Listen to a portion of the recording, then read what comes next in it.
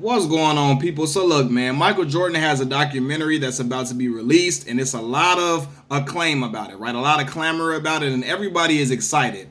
But Michael Jordan is a little apprehensive. He's a little concerned that the documentary will make him look bad in the public eye. He feels that a lot of people will watch the documentary and feel that he is a horrible person. Newsflash, Michael Jeffrey Jordan. We already know you an asshole. Everybody, for the most part, know you an asshole. We know that already, right? So, I mean, it's not going to tell us anything different. It's probably just going to give us more of an insight to tell us what happened when you punched Steve Kerr, but we already know that. Let me just say this. All-time great players are often hard to play with because they demand a lot. They want to win so bad. They are the highest form of competitors, and they want to win championships. So, oftentimes, they are overly critical of teammates, and sometimes you can say they push them too hard. However, sometimes a lot of that is necessary to be successful. A lot of that brings out the best in the best in teammates and helps teams win championships, right? However, Mike, we know how you get down. I knew you was an asshole when Chamillionaire told that story about him buying a jersey for $7,000. Chamillionaire grew up idolizing Michael Jordan just like every other kid in America, right? At the time that the Bulls were winning championships, the Bulls were rock stars, and Michael Jordan was Michael Jackson on the court. Everybody wanted to be around him. Everybody wanted to be like Mike. Y'all remember the commercials, right? So, Chamillionaire being a huge fan of Michael Jordan, he buys the jerseys, and then he asks Michael Jordan for a picture. Michael Jordan looks at him and says, "Hell no, man. I don't take no pictures with no niggas." So at that point, and then hold on, after that, he told him, Chamillionaire said, "I spent $7,000 on this jersey. Can I get a picture?" Michael Jordan say, "I'll tell you what, if you spend $10,000, then I'll take a picture with you." After that, I like, oh, hell no. Me and Mike would have been throwing hands, and I would have had to whoop Michael Jordan's ass, period. But, that's how Mike get down, and everybody know that, man. We know Mike can be very petty from when he had the Hall of Fame speech, and he spent his Hall of Fame speech telling other players how much he was better than them and how he beat them at all these critical moments. Instead of really thanking all the people that supported him along the way, he spent it trying to tell everybody else how much he was better than them, right? And I'm going to say this.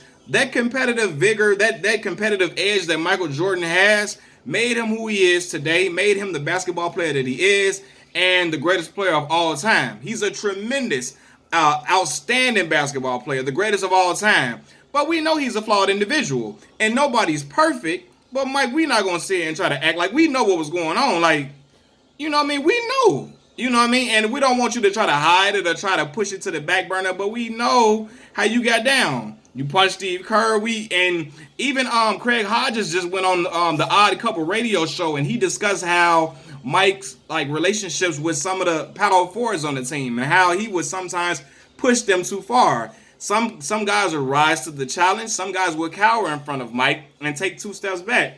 But Mike, I mean, we know, don't try to hide it, bro. It is what it is. We know how you get down. Seriously, we've been through that. So, I mean, it's not going to really, it's going to give us more insight, but I already know, we know you an asshole. We know that. It's like when, and then what he say, even when Chamillionaire told this story, he said Paul Pierson was trying to tell Michael Jordan, hey, that's Chamillionaire, man. He's a rapper. He a cool guy. Mike said he don't give a F-U-C-K. He ain't taking no pictures with no niggas. And I'm like, damn. But it is what it is, man. Like I said, sometimes playing with players that are all-time greats can be nerve-wracking to an extent because sometimes they can go a little above and beyond criticism, and it could be too much. It could be overbearing. It could be over the top. But I believe that competitive edge is what made Michael Jordan so great. But while he's a great basketball player, he's a flawed human being, and it is what it is, and you can say that. We know you're not the most accepting, the most heartwarming, the most openly inviting person. That would probably be Magic Johnson. Magic Johnson got the bright smile, and everybody fool with Magic, and everybody say they love Magic. Magic is like that, but we know Mike he's not the most social person in the world. He's not the most, I'm assuming, being a teammate with him could be, sometimes it could be hard. I'm sure it was hard being a teammate of Kobe Bryant. I'm sure it was hard being a teammate of LeBron James, for sure at times. But Like, but Mike don't want, like, he want to act like, no, the PR, not your PR team not finna spin this. Because the PR people been, the biggest trick Michael Jordan's PR team has been doing for a long time is making it seem like Mike was just this outstanding, like he was just this upstanding, heartwarming, he was this heartwarming person. Like he was just this all heartwarming person all the time around, all the time. And he was never that. He was never that type of person. So the PR team, Michael Jordan's PR team, made it look like he was just this, pleasant person to be around all the time. But we know that was the farthest from the truth. Everybody that played with Michael Jordan possibly could tell you that. Horace Grant has said it before. So you know, nah, bro. We gonna see what it was, and it is what it is. You are who you are. Everybody is flawed. Nobody is perfect, but those were your character flaws. It is what it is. But this is what I hate, right? Because me saying all of this on video, with me saying that, you know, that Michael Jordan is a great player, he's the greatest of all time. Me saying that his competitive edge made him a great player. You still gonna have some Michael Jordan like stands, and I'm talking about the stands that really grew up, you know, in that era. They gonna say Michael Jordan can say he don't take no pictures with no niggas to Chameleon there all he wants to because he's the greatest player of all time. Being the greatest player of all time does not give you the right to be an asshole to people. It doesn't, you know what I mean? But a lot of old heads gonna say that, and I say a lot of old heads gotta quit. Because Michael Jordan can slap the piss out of an old head's kid, and an old head will say, it's all right, this Michael Jordan, he the greatest of all time. Shit, it's Mike, shoot, I ain't do nothing because it's Mike. I'll tell you something right now. I'm a man before anything, so I don't care who it is. I don't care how great you are. You ain't talking to me like you damn crazy, like you out your damn mind. I don't care. I would have been out the league. I don't know, like, we would have been fighting. Michael Jordan would have known, look, you ain't just talking to him like that. Nah. But yeah, like the Be Like Mike campaign, I could be like Mike. It had everybody thinking like Michael Jordan is just this wholesome person to be around. He's just this wholesome guy. Like, no, Mike wasn't that.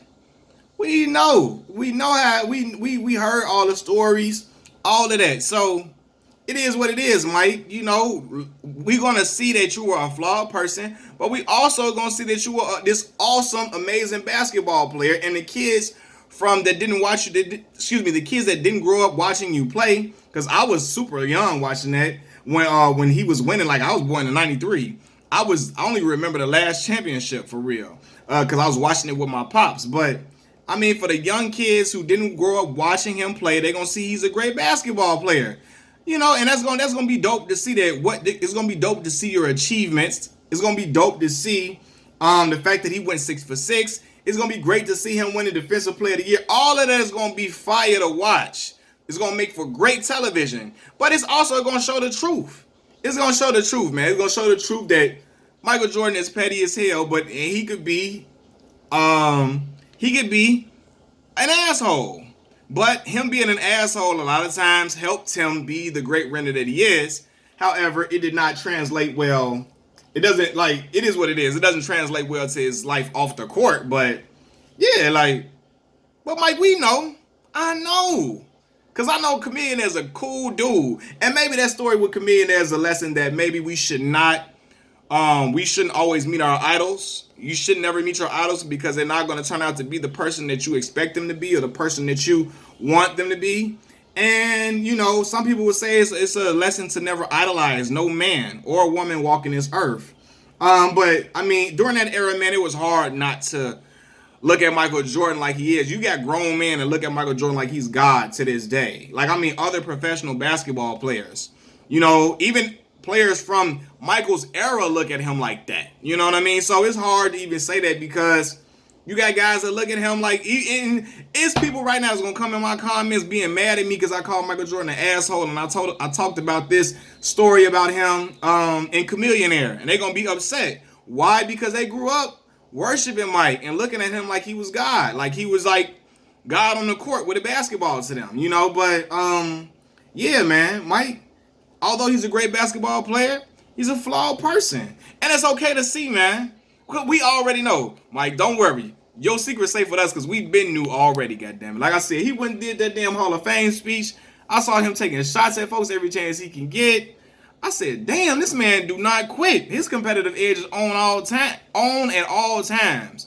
For real. Like, and we heard about how he was. Jerry Stackhouse just came out and said that a lot of it wasn't an endearing time playing with Michael Jordan in Washington with the Wizards, and people said Stack was hating because he never was Michael Jordan. He couldn't shine Michael Jordan's shoes. Stackhouse was a very, very good player. Stackhouse was damn good at basketball. One year specifically in Detroit, he averaged 29 a game. You got to be nice to average 29 in that era. Like today, a lot of people can average 28, 25, and all of that. It was hard to get them 29 buckets per game during Stackhouse's era. He got 29 a game. His ass can hoop. No, he was nowhere close to Michael Jordan at all, but it's for real, man. Like he was Stackhouse was he was a great player. He's a very good player, man. So he has credibility in what he's saying, and people try to discredit whenever you criticize Mike because the love for Mike is like he is revered beyond anything I've ever seen.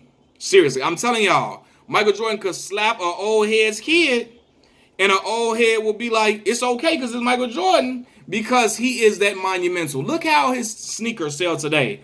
Kids buy Michael Jordan sneakers by the dozens today, and they never seen him play before. His brand is just that huge. But, Mike, we know you an asshole, dog. It ain't nothing new. Machiavelli Mills TV, I'm out. Peace.